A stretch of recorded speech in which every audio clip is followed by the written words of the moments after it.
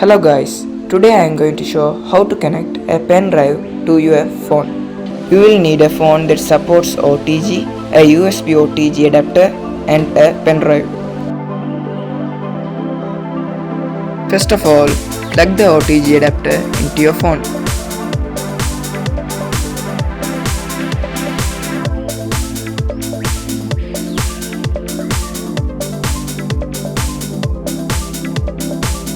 Now connect the USB drive to the adapter.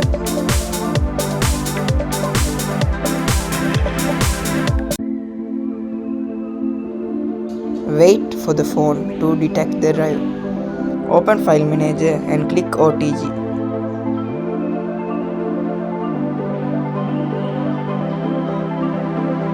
Now copy or move files as needed. So, have a nice day. Thanks for watching.